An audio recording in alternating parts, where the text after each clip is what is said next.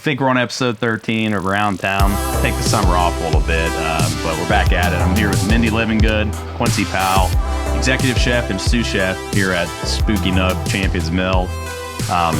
Thanks for sitting down with me, guys, for one. Thanks for having us. And you guys have been working all day. You know, I didn't, this is kind of a quick one. We didn't know for sure we were going to do it. I usually wear my Nice Reds hat when I know I'm going to be off TV or whatever we're calling this. Oh, the Eagles are playing tonight. Yeah. I usually wear a Jordan hat. So, okay. We're all out of our right now. But they've been plating up food all day. What was going on today? Let us know what you had going on. So I've created this menu for a small plates that we're going to put together, which I've lovingly named Refinery Tapas at Champion Mill.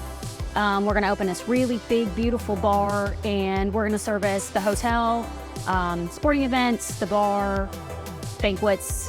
When people come down, Municipal Brew Works will be serviced through our small plates menu. And so I put together this menu, and he and I today just put it all out there for everybody to take pictures of, to see, to taste. Do we like this? Do we not like this? And ended up being roughly 13 dishes, which doesn't seem like a lot until you have to do it all at the exact same time and then for 26 people to eat it. So it was a lot, but and it took us about 7 hours. But we did it, and I think everybody enjoyed it. And before I was an attorney, I worked in some restaurants. I know it's hard work. He told me if you sit down, you're not getting back up, because I really appreciate you taking a little extra time. I know you got some cleaning to do, so you won't take too long. Quincy, I know you're not from Hamilton. You're from Cincinnati area, though. What brought you up to Hamilton to take this opportunity to this place? It's not even all the way finished, but it's growing. It's going to be a big part of the town. I got the job offer from a prior chef that was here, actually. We had worked together at Top Golf before this, so still represent. Because no hard feelings. Better deal. So you follow the money, you follow opportunity. So it was interesting when I got here though, because a lot of this wasn't even finished. Like for example, the kitchen that you saw earlier, some of the towels weren't even in there, and so it was unsafe to even eat in there. You could work in there, but you couldn't eat. So we were walking all the way up to the second floor of this facility here just to have lunch. So, I mean, I kind of justified eating pizza every day because I was walking that quarter mile just to go to lunch. So it's easy to justify eating pizza. Good, you know what I mean? It's like, okay, I'm not having carbs today. Well, yeah, I'll walk a quarter mile to lunch. So get your 10,000 steps. We're good. Yeah, we're good on that one. What is, I think everybody likes food, obviously, but what made you guys want to work in food? I grew up poor. And so I promised my parents I'd go off and get that fancy job with the high-level degree. So I got an MBA and sat in the corner office, and I did the whole worked with the vice president at Kettering Medical Center, actually. Great job, great people. I appreciate the mission, but I just mentally wasn't there. I knew from the time I was 15 years old that the kitchen is where I wanted to be. Always remember being in the kitchen with my grandma and everything she pulled out of her garden and the things we would cook, and it was always farm to table. And she would take, it was like magic. And then I can go back to those memories, snapping beans with grandma, like as it was a punishment, like you'd do something bad, you just snap beans with grandma. But she doesn't know how truly special that time was for us. Like she taught me how to make her apple pie, spaghetti sauce, that type of thing. And so I went off. I was a college athlete, and now that's why I can't sit down, is my knees are busted from being a college athlete. And then I got my bachelor's degree, eventually went to Vanderbilt and got my master's, and the pandemic hit, and I cashed out a couple of retirement investments and was like, I'm gonna open a catering company. I think everybody thought I was nuts because they were like, you have this cushy job and it snows, you don't have to go, but why would... It was just because I was following a dream. I'm a dreamer, and I support anybody who has that, who wants to be that dreamer. And I can't begin to tell you how much it's changed my life, not necessarily financially. It has financially, but not in that sense. It's changed my life for the better. My health, my mental health is better. My physical health is better. In the time I left working at Kettering to now, I've lost 165 pounds because I got better mentally and physically. And I'm always pushing people. Follow your dreams and do what you always wanted to do, because eventually you'll find that right thing. Yeah, I mean, and it's interesting you talk about dreams. I'm a bit of a dreamer. I didn't do too good in high school, I think, so I looked out the window too much. But, I've kind of started to find my place place in life. The guy who, Sam, that owns this place, or the main owner. We love Sam. I mean, he has to be a bit of a dreamer to look at an old building like this. When I was a kid, absolutely. there were still people working here, but I'd drive on the bus from East Hamilton to Hamilton High when I was a kid, and less people worked here over the years I grew up until it was empty. And kind of have to be an extreme dreamer to think you're going to turn this into something like that. There's a lot of people from Hamilton that really miss this place. They spent 40 years working here, and so I think a lot of people are excited to see it come back to life. For sure. My own father said when I told him I had this job, he knew exactly what it was. He used to work here. In the Champion. Yeah, it was a when big it was a paper employer. mill. It was a huge place. What are you guys most excited about? I know it's not done. It's just now come to fruition. They've been working on this for a couple years, and the food part is really starting to, you got a couple places you're announcing. You already got the brewery here. You got the tapas place, the refinery you called it? Refinery tapas at Champion Mill. That's what I'm calling it. I don't think Sam's officially approved that, but I'm going with it. Go with it for now until he tells you that. Yeah. He might have a different dream. But you're going to be open some other places. You guys are doing banquets. Yep. And concessions. So on the sports side, we have concessions. We can do weddings here. We do like business meetings and parties. We've had graduation parties and prom. We've had prom. So is there any party that's too small? Like if I want to bring my office here for a meeting with 15 people, that you can do that? No, it's just we had a meeting with 14 or 15, and we did breakfast and lunch from the banquet side. It's just the smaller the amount you get plated as opposed to a buffet. So the buffets are a minimum of 25. Anything under that is plated. So it's more personalized. Which actually makes it nicer because plated meals are always a little lovelier than a buffet. You told me a lot of people ask chefs what's their favorite thing to make. What's your least favorite thing to make? I'd like to know that. Casserole What's hard? Is probably my least favorite thing to make. I wouldn't say they're not hard. You just throw anything in a casserole dish, but my favorite thing to make is fish. Fish? Any kind? I like snapper and salmon. I love tossing around shrimp and using different spices, harissa and different things, but crispy skin salmon. Is that your favorite thing to eat as well, or is it just you like actually making? Steak and fish are probably my favorite things to eat. What about you, Quincy? Right? You got a favorite thing to make? Oh, definitely. And a least favorite? Least favorite would probably be an eggless omelet. You ever?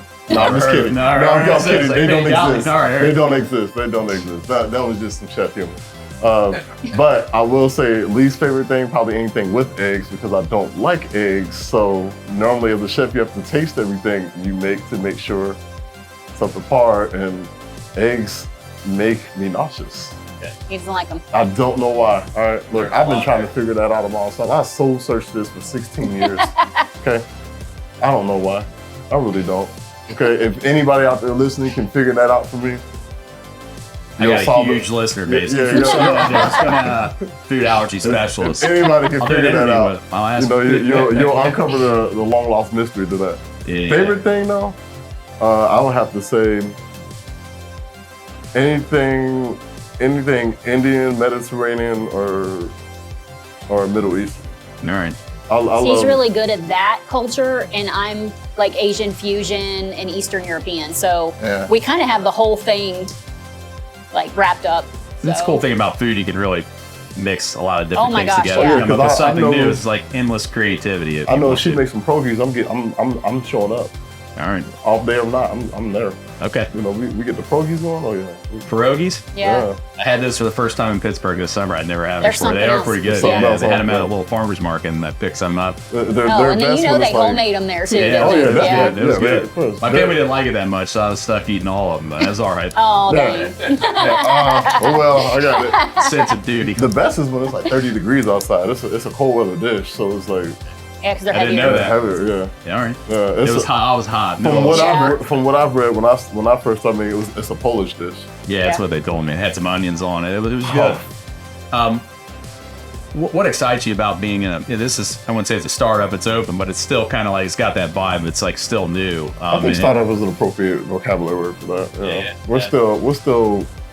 We're still pushing the car to get it in motion. It makes it more exciting. I know. I mean, the first couple of years of my law firm was the hardest, but it was also kind of the most exciting too, because like you don't know what you're doing, you know, and where you're going. I kind of feel like when you find something where your values line, like I value Sam's opinion on things. Jim, who is the, is he the president? Is a awesome guy. Actually, he told me in my interview that we have reality TV in common. And I'm like, are you a chef? And he's like, oh no. He was on Real Housewives of Atlanta. Okay. And so he was on about 4 minutes of one episode because it's not about the guy. Yeah. It's about the wife. So we had a big chuckle about that. But I align with their values. I also see myself as a ground floor like employee here. This place can only go up. And so I feel like getting involved with a company that I can see just growing and growing also allows me the opportunity to grow and grow and grow with them. So that's what excites me about being here. It's exciting. And I'm glad you brought it up. I mean, you were on TV. Tell us about that. You were on Hell's Kitchen. I was on Hell's Gordon Kitchen. Ramsay. I love that show. My Season family 21. likes it. I like all his different TV shows, like the kids, the adults. Yeah. How is he in real life? I knew that question was coming. I get that question every single time. Gordon Ramsay is a big, giant teddy bear. He is a wonderful, philanthropic human being. He puts his kids first. He calls his wife his bride. He is just an incredible person. The guy on TV is what you see, but in like behind the scenes, he was awesome. It's like being mean, but it's not really him, but it's fun. The way he is on MasterChef Junior is how he was when the cameras were off. So he just wants you to win. And so his determination translates to what you see as aggressive, and it's just not. Like he never yelled at me, so I never had that problem. But I think one time he called me young lady, and I started laughing, and the cameras went off, and he's like, why are you laughing? And I'm like, because we're almost the same age.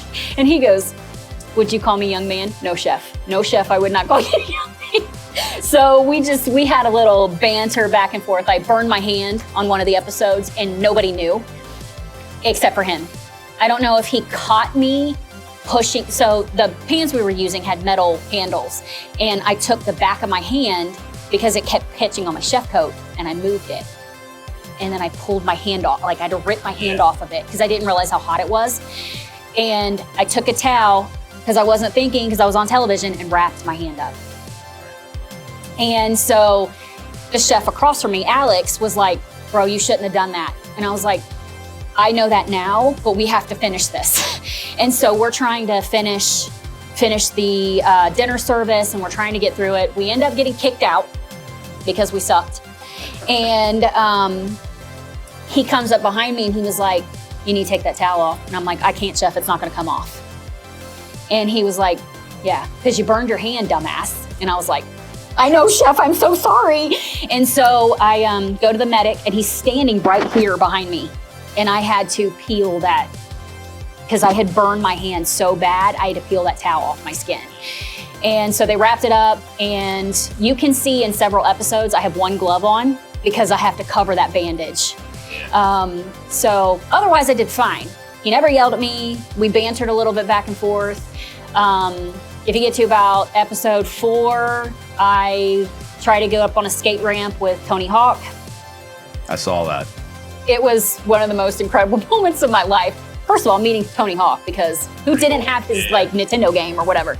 It was a PlayStation? Okay. I had it on PlayStation. Yeah, so I totally had Nintendo, it. but I had it on PlayStation. Man. And then I got to come down. I'm not going to give it away, so everybody should watch it. But it was really fun, and I would drop everything and do it again. One, because it was an incredible experience, and I learned so much. I came back an entirely different chef. My confidence was way different when I came back. Second, because I need these guys in my kitchen more than they need me. And so I feel like as their manager, as their chef or whatever, that if I had to leave them for any amount of time, they're good. They don't need me. But having my leadership or whatever just adds to what's already a good stew. I'll definitely agree with that. All my paralegals, secretaries, I'm kind of worthless without them. So hopefully Absolutely. They watch this. I'm not just saying that. They know. They already know. So you completely get it. I need them way more than they need me. I'm gonna put you on the spot though. Does she ever yell at people like Gordon Ramsay when she's back here? No, she didn't have to, honestly. Right. No, I was just kidding, but like. Nah, she didn't. She really didn't have to. I mean, our first meeting was it was almost. You would think we hadn't seen each other in years, because it was just that natural when we first met. Clicked. Yeah, it was real natural when we first met. I think he was walking, I was interviewing and Sarah was walking through the kitchen and you came out of the walk-in and you were like, Oh yeah. I'm like, why are you looking at me like that? I had to break her in. He's like, are you corporate? I had to break her in. I had to let her like, know. no. Like we kind of bark around her. But it wasn't just to intimidate, it was to let her know like we have fun down here. We don't have sticks up our asses in this kitchen. Yeah, like, no. we let loose. Take your work serious without taking yourself too serious. Absolutely. That's kind of like well, the and mantra. I think everybody, since the industry changed since the pandemic, toxic kitchens are a thing of the past. It used to be why people are afraid to be in kitchens is because the chef was horrible.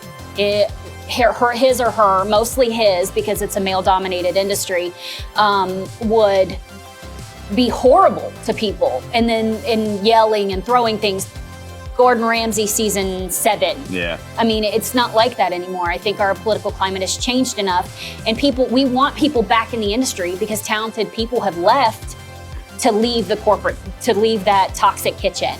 So I don't want to provide that. In fact, every payday Friday, I try to cook for the whole staff. Today just happened to be that day. It kind of, all the stars aligned and the whole staff ate. Nice. Different departments too. Yeah, different departments came in. How many people are working here total now, do you know? I don't even know. I mean, how many in the kitchen service? We have about 20. Yeah, roughly. If we don't count our concession kids. Yeah, because I really don't know how many kids are. That's a good factor. If you don't count the teenagers, Yeah, we have teenagers who run our concession stand windows. Yeah. And I couldn't tell you how many there. There's several of them. The coolest part though about the staff is we all job share. Mm-hmm. So like she said, she's an exec. Brandon's the kitchen manager he's on the concessions. And I'm the sous chef over banquets. Brandon and I trade people over. Mm-hmm. So when he's shorthanded, I just schedule my people to support him. And next week he's scheduling his people to support me. banquets. Yeah. Because we have people are more well-rounded than Yeah, other exactly, things. exactly. That's good stuff. Yeah. I won't hold you to this, but when's the top of place going to get open? I might want to be its first customer. So originally we heard the end of September. Pretty quick. Obviously construction is what it is. And so you just kind of have no control over inspections and final whatever. I'm hoping by the end of fall. Okay. Would be nice to see it open. And so mostly people are going to watch this are going to be around Hamilton. That's Sure. where, that's where we are. To the regular old Joe Hamilton, you might want to come and enjoy some of the things that's got going on. What's the best first trip to Spooky Nook if they haven't been here? As far as food, like right now. I think the best way to experience the whole building is to come in during a sporting event. Okay. Look at all the courts, watch the kids play, meet guest services, try our concession food is a good place to start. Our concessions is not like what you get at the ballpark when you watch your kid play t-ball. We have upscale stuff here, and we just flipped the menu to add new and exciting offerings like cinnamon rolls and Philly cheesesteaks and stuff. So we got a little more elevated just hot options. dogs. It's not just hot dogs. All right. So that's a good way. Yeah, we have a double walk where we run a whole Asian station. For concessions. Yeah. Oh, nice. Mm-hmm. So we have a pizza station. Flubs is in here. Okay. So they have their own window, and it's nice to have Hamilton incorporated into the building. Yeah, they've done a good job with that. I mean, they have the brewery. I didn't even know they had Flubs. I know Pinball Garage has his arcade going over here, Brad's. I mean, they're pulling in other local businesses. Sarah's House, I know, just opened. Yep. So, I mean, there Yep. might be more I'm missing, but I know that they're doing a good Puddles job and with Wicks is here too. Pedals and Wicks, yeah. And we're hoping that we end up being able to expand to a coffee shop and possibly like a bakery or whatever. The options are limitless. The building's honestly. so big. I mean, Yeah. I mean, there's room more. We're still working on the smoothie bar for that too. Yep, for and a us, popcorn too. stand. Gourmet Popcorn stand, kind of like what's that place in Chicago that makes all the fancy popcorns? Yeah, That's the plan, is to do something similar to that. So Pretty cool. yeah, Well, but I know you guys had a long day, and you have some cleaning up to do. We do. But there was still food over there, so you said I might be able to try something still out. So I mean, maybe we wrap up, let you get the cleaning, and I might snag a taste myself. What you got going on? yeah. We'll have to talk sometime. You said you didn't see the double walk over there. We'll have to. I saw the walk. I didn't. Oh, okay. I was gonna say we'll have to let you get some footage of that while it's going. Yep. All right. We take great pride in that giant kitchen. It's the size of a football field. So, but we take great pride in it. Sure. We're always cleaning it. We're always like making it look like how we would expect to cook at home. Like it's very it's like our pride and joy, our child. Yeah, so it's nice. We got dreamers, a bunch of dreamers here, dreaming up big things in Hamilton. I like it. I love it. Thanks for sitting down with me, guys. Let's go over. I'm going to take a bite of what you got.